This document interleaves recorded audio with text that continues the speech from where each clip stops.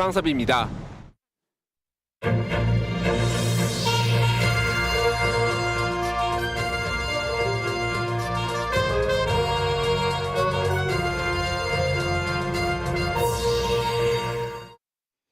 여러분 안녕하십니까. 이어서 광주 전남권 소식입니다.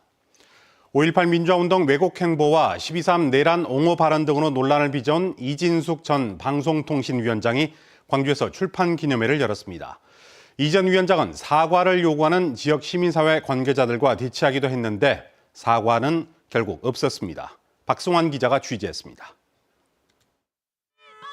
지역사회의 거센 반발에도 광주를 찾은 이진숙 전 방송통신위원장.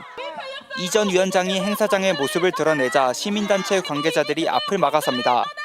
5.18을 깎아내린 것에 대해 사과하고 광주를 떠나라는 외침이 이어지면서 일부 충돌이 빚어지기도 했습니다. 이진숙은 광주를 떠나라! 말없이 행사장으로 들어갔던 이 전 위원장은 잠시 뒤 다시 밖으로 나와 항의하는 시민들을 향해 날선 반응을 보였습니다. 저보고 내란 주동 세력이라고 하는데 아직까지 내란은 1심 결론도 나지 않았어요. 당초 이 전 위원장은 헬기 사격 흔적이 남은 5.18 사적지인 전일 빌딩에서 행사를 열 계획이었지만 광주시가 허가하지 않았습니다. 광주시는 공익을 해칠 우려가 있다며 대관을 취소했고 강기정 시장도 SNS를 통해 5.18을 폄훼하는 사람이 광주에서 마이크를 잡는 것을 받아들일 수 없다고 직격했습니다. 지역사회의 반발까지 거세지자 결국 인근 호텔로 장소를 옮겨 일정을 강행한 이 전 위원장은 유감이라고 밝혔습니다. 대한민국 영토에 대한민국 국민이 와서 강의를 하지 못한다는 게 있을 수 없는 일 아니겠습니까? 이게 민주주의입니까? 지역 정가에서는 지방선거를 앞둔 시점에 이 전 위원장이 광주를 찾은 것을 두고 보수 세력 결집을 노린 정치적 행보라는 분석을 내놓고 있습니다. MBC 뉴스 박승환입니다. 아파트 분양 계약자들이 시행사 등을 상대로 계약 취소를 주장하며 소송을 냈습니다. 1층 세대가 모집 공고와는 달리 반지하 구조라는 점 등이 논란이었는데요. 법원이 계약자들의 손을 들어주며 시행사 측에 속임수가 있었다고 이례적으로 인정했습니다. 김단미 기자입니다. 2023년 입주와 동시에 소송이 진행된 한 아파트입니다. 당시 분양 홍보와 달리 테라스를 개인적으로 사용할 수 없고 1층 세대가 지하에 지어졌다며 입주 예정자들의 분통을 샀습니다. 결국 7세대가 시행사 등을 상대로 계약금과 중도금을 돌려달라는 소송을 냈는데 최근 판결이 나왔습니다. 법원은 1층 세대의 지상 테라스가 여러 세대가 함께 사용하는 공용 공간이었는데 이를 미리 알리지 않았다고 판단했습니다. 전용 공간인 것처럼 계약자를 속였다는 겁니다. 1층이라던 집이 알고 봤더니 지하였다는 주장도 받아들였습니다. 복층 세대 뒤편입니다. 보시는 것처럼 옹벽 때문에 가려져 있어 아래층이 아예 보이지 않습니다. 현장 검증을 진행한 법원은 반지하 구조라는 설명은 전혀 없었다며 오히려 평면도 등을 보면 침실 창문을 통해 채광이 들어올 것처럼 여겨진다고 판단했습니다. 수 분양자들은 거의 2년간의 소송 끝에 계약금과 중도금을 돌려받을 수 있게 됐습니다. 입주하려고 계획이 다 됐는데 결국 다 틀어지고 이제 돈도 못 뺐고. 분양계약 취소 소송은 전국적으로 있지만 시행사가 수분양자들에게 중요한 사항을 고지하지 않아 기망행위로 인정된 사례는 이례적입니다. 추가로 소송 중에 있는 8세대에도 영향을 미칠 것으로 예상됩니다. 한편 시행사 등은 계약자들이 1층을 지하층으로 인식할 수 있었다고 주장하며 1심 판결에 불복해 항소했습니다. MBC 뉴스 김단미입니다. 전남 광주 행정통합을 주제로 전남 22개 시군에서 열린 주민공청회가 모두 끝이 났습니다. 통합의 효과를 묻는 질문부터 우려와 불신, 지역별 요구까지 다양한 목소리가 쏟아졌는데요. 주민들의 질문을 분석해보니 행정통합을 바라보는 관심사와 고민의 지점이 지역별로 다르게 나타났습니다. 최다운 기자가 정리했습니다. 지난 1월 19일 영암에서부터 시작한 전남 광주 행정통합 공청회.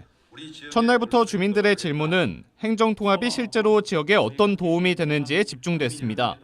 행정통합이 지역 일자리 창출과 청년 유출 문제에 도움이 되는지 궁금하고요. 주민투표 없이 진행되는 행정통합과 재정 인센티브 지속성, 농어촌 소외에 대한 우려 등이 쏟아져 나왔습니다. 광주 전남 통합 이후 행정과 정책이 광역 단위로 운영되는 경우 농촌 지역에 대한 관심과 지원이 상대적으로 약화될 수 있다는 우려도 있습니다.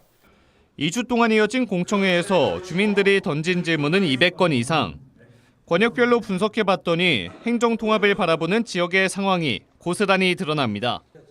먼저 전남 서부권에서는 기존 무한청사 유지와 재생에너지 이익 공유 등 기존 혜택이 줄어들지 않을지에 대한 우려 섞인 질문의 비율이 60%를 넘었습니다. 특히 농민수당과 기본소득 등 농수산과 생존권에 관한 요구가 전체 질문의 30%를 넘었습니다. 이 1급 체제를 극복하기 위해서는 주된 사무실과 의회가 반드시 지금 도청이 있는 모항군에 와야 된다고 생각합니다. 여수와 순천, 광양 등 동부권에서는 산업과 권한, 절차에 대한 구체적인 질문이 상대적으로 많았습니다. 질문의 3분의 1 가까이가 여수 산단 대개조 지원과 북극 항로 거점 항만 명시 등 산업 고도화와 인프라 요구에 집중됐습니다. 정말 돈은 동부에서 벌고 또 어떤 혜택은 다른 지역이 가져가는 구조가 되지 않는가, 이런 순천 시민들의 우려가. 나주와 화순, 담양 등 중부권에서는 광주와의 연결성을 높여달라는 요구와 함께 그린벨트와 상수원 규제 완화 등 교통과 개발 규제 해제를 묻는 질문이 집중적으로 나왔습니다. 광주 나주 간 광역철도 및 도로 건설 사업을 국비 사업으로 조기 추진하여 주실 것을 건의드립니다. 기업 유치와 일자리 창출, 그리고 균형 발전, 정치권은 긍정적 미래를 강조하며 행정통합의 속도를 내는 가운데 전남 곳곳에서 던져진 주민들의 질문은 아직 답을 기다리고 있습니다. MBC 뉴스 최다운입니다. 광주 전남 행정통합특별법 발의를 앞두고 광주시장과 전남도지사, 양지역 국회의원들이 중앙부처의 기득권 때문에 통합특별법 제정이 위기에 처했다고 반발했습니다. 오늘 목포에서 간담회를 연 이들은 중앙부처가 AI, 에너지, 농수산업 인허가권 등 핵심 특례에 대해 수용 불가 입장을 고수하면서 실질적 권한이 없는 반쪽짜리 법안이 될 우려가 커졌다며 핵심 권한의 즉각적인 이양과 일시적이 아닌 항구적인 재정 지원 체계를 특별법에 명시해달라며 정부에 요구했습니다. 참석자들은 공동 결의문을 채택하고 내일 김민석 국무총리를 만나 이 같은 입장을 직접 전달할 예정입니다.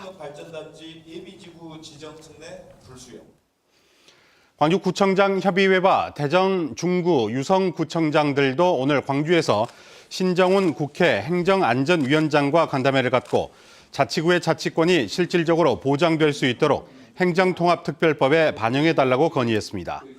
이들은 자치구에 대한 보통교부세 직접 교부는 더 이상 미룰 수 없는 과제라며 자치권 구현을 위해 입법권이 보장돼야 한다고 주장했습니다.